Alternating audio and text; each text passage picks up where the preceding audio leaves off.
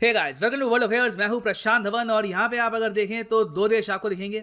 एक है ईरान और वेनेजुएला। बाय द वे, ये आपके सामने वर्ल्ड मैप और ये है हमारा प्यारा भारत। ईरान की आबादी है करीब 8 करोड़ 20 लाख के आसपास और वेनेजुएला की आबादी है 2 करोड़ 90 लाख के आसपास। और दोनों कंट्रीज का जो कॉपरेशन है पिछले कुछ सालों में काफ़ी हद तक बढ़ा है।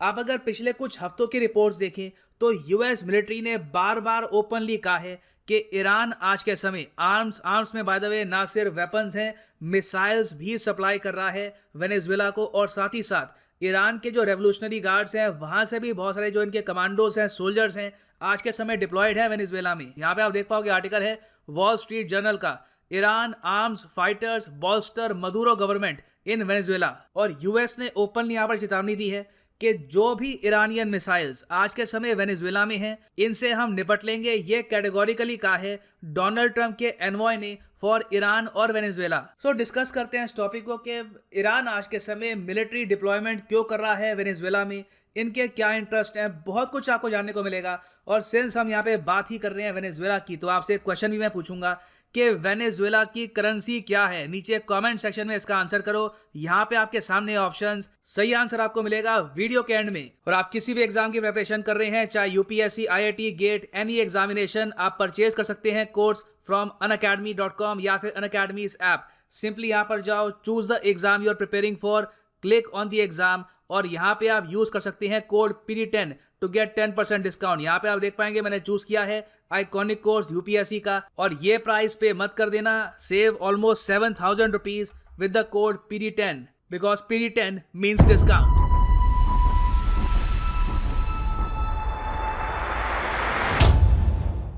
नाउ ईरान और वेनेजुएला दोनों हैं ऑयल एक्सपोर्टिंग कंट्रीज। इनकी लिटरल जो पूरी इकोनॉमी है इनके ऑयल एक्सपोर्ट पर ही टिकी है। और दोनों कंट्रीज से आज के समय प्रॉब्लम है यूएस को, और यूएस चाहता है कि दोनों कंट्रीज में ही एक रिजीम चेंज हो, तख्ता पलट हो जाए। इसका रीजन बहुत ही सिंपल है। ईरान का तो देखिए इशू है न्यूक्लियर वेपन्स प्रोग्राम का। यूएस गवर्नमेंट मानती है कि एक बार ईरान के पास न्यूक्लियर वेपन्स आ गए तो इजराइल के लिए यह देश एक बहुत ही बड़ा थ्रेट बन सकता है।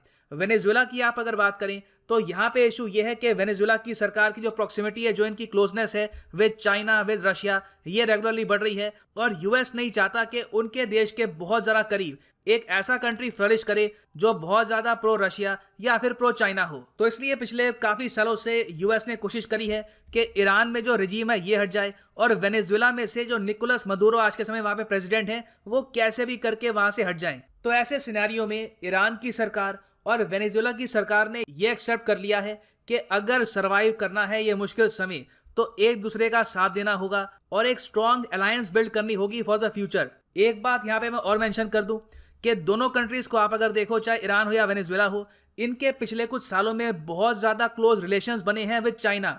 ईरान में आपको पता होगा कि चाइना ऑलरेडी बोल चुका है कि आने वाले समय में ये $400 बिलियन की इन्वेस्टमेंट करने वाले हैं। और वेनेजुएला को आप अगर देखें तो चाइना ने रिसेंटली क्या किया कि यूएस के सैंक्शंस को इग्नोर करके सीधा वेनेजुएला को डिफेंस इक्विपमेंट प्रोवाइड किया। और यह भी चाइना पे आरोप लगते हैं कि इवन दो यूएस ने सारी दुनिया को कहा है कि कोई भी देश वेनेजुएला और ईरान से ऑयल परचेज नहीं करेगा, और बड़े बड़े देश including Japan, south Korea, India, US का जो ये फरमान है ये फॉलो कर रहे हैं। चाइना ने कभी भी यूएस का ये ऑर्डर फॉलो नहीं किया।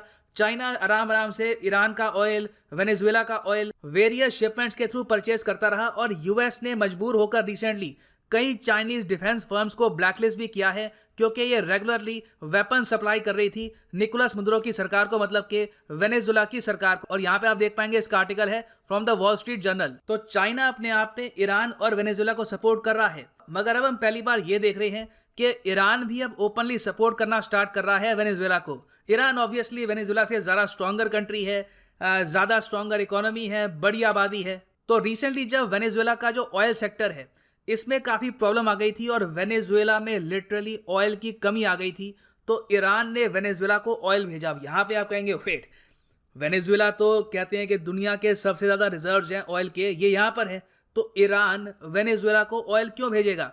वेल देखो, इसके पीछे रीज़न यहाँ पे है कि वेनेजुएला के पास ऑयल तो है, मगर इनका ऑयल एक्सट्रैक्ट करना, मतलब कि बाहर निकाल कर उसको कंटेनर में भरना, वो जो प्रोसेस है काफ़ी एक्सपेंसिव होता है compare to the oil that is available in Saudi Arabia या फिर ईरान।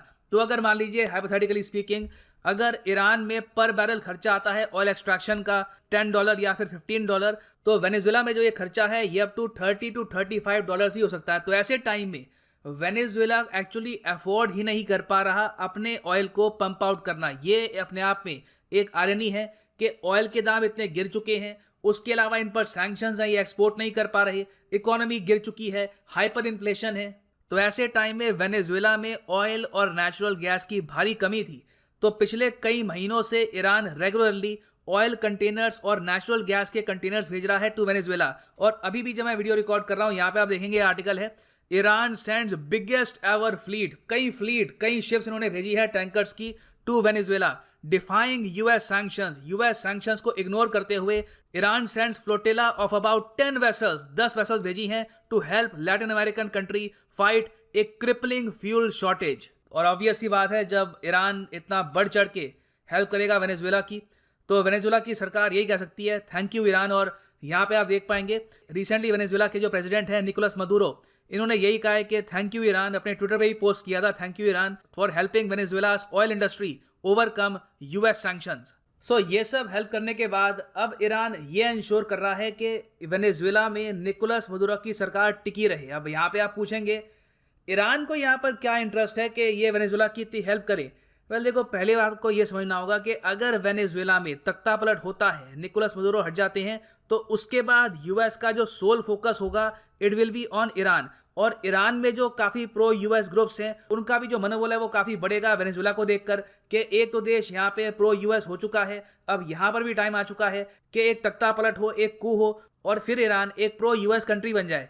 तो ईरान को पता है कि वेनेजुएला ऑलमोस्ट आप कह सकते हैं एक लास्ट लाइन ऑफ डिफेंस है, उसके बाद ईरान पे प्रेशर काफ़ी ज़रा आ जाएगा। तो एक एस्पेक्ट यहाँ पर ये है। दूसरा एस्पेक्ट यहाँ पर ये भी है कि अगर ये वेनेजुएला में ईरानियन मिसाइल डिप्लॉय कर देते हैं तो उससे जो इनकी मिसाइल की रेंज है ये काफ़ी हद तक बढ़ जाएगी। ये मैं आपको समझाता हूँ। नाउ अगर आप वैसे देखें ईरान को, तो इनके पास कोई भी मिसाइल अभी तक नहीं है जो इंटर कॉन्टिनेंटल रेंज रखता हो, मतलब कि 10,000 किलोमीटर 15,000 किलोमीटर ट्रैवल कर पाए, ऐसा इनके पास कोई मिसाइल है नहीं। तो ईरान अगर चाहे भी तो ये यूएस को हिट नहीं कर सकती। मगर ईरान अपने मिसाइल्स डिप्लॉय करता है अगर वेनेजुएला में, तो इससे इनको ऑप्शन मिलती है कि इन द फ्यूचर ये फ्लोरिडा, उसके अलावा जो यहाँ पे इनकी स्टेट्स हैं जॉर्जिया, साउथ कैरोलिना, अलाबामा, इनको टारगेट कर सकता है in the future. Of course इसका मतलब ये नहीं है कि ईरान अटैक करने के लिए जा रहा है यूएस को, बस उनको ये ऑप्शन मिलती है, या कह सकते हैं एक टाइप का डेटरेंस है, एक टाइप की लीवरेज है in case of full scale war with USA.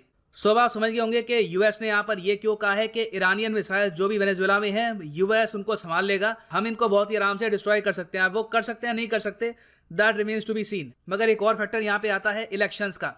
Iran की जो हेल्प है टुवर्ड्स वेनेजुएला, ये आज के समय आजकल इतनी ज़्यादा पीक इसलिए भी कर रही है क्योंकि निकोलस मदुरो ने रिसेंटली कंडक्ट करवाए हैं वेनेजुएला में इलेक्शन। अब हालांकि जो ऑपोजिशन पार्टी है वेनेजुएला में, ज़्यादातर जो ऑपोजिशन पार्टीज हैं जिनको बैक कर रहा है यूएसए, प्राइमरली यहाँ पे मैं बात कर रहा हूँ पॉलिटिशियन जुआन गाइडो की, तो इन सब ने कहा है कि ये जो इलेक्शंस हैं ये फ्रॉड हैं, यहाँ पे काफ़ी धांधली हो रही है और इन इलेक्शंस में हम पार्टिसिपेट नहीं करेंगे। और यूएस ने भी अपनी यहाँ पे आप देखेंगे ट्वीट में कहा है कि फ्री और फेयर इलेक्शंस बेसिस होते हैं डेमोक्रेसी के। जो इलेजिटिमेट मदुरो की रजीम है ये कंटिन्यू कर रही है to subvert democracy by holding fraudulent parliamentary elections. तो यूएस और कई और जो यूरोपियन कंट्रीज हैं वो कह रही हैं कि वेनेजुएला में जो भी चुनाव हो रहे हैं उससे मदुरो बस अपनी जो पावर है ये वापस स्ट्रॉन्ग कर रहे हैं, ये कोई फेयर इलेक्शन है नहीं। और इसलिए वेनेजुएला की जो ऑपोजिशन पार्टी है और यूएस खुद इन इलेक्शंस को कर रहा है बॉयकॉट। ना ऑब्वियस ही बात है कि जब ये लोग कह रहे हैं कि हम इलेक्शंस को बॉयकॉट करेंगे, तो यूएस ये भी कोशिश कर सकता है कि वेनेजुएला में जल्द से एक मिलिट्री कू हो जाए,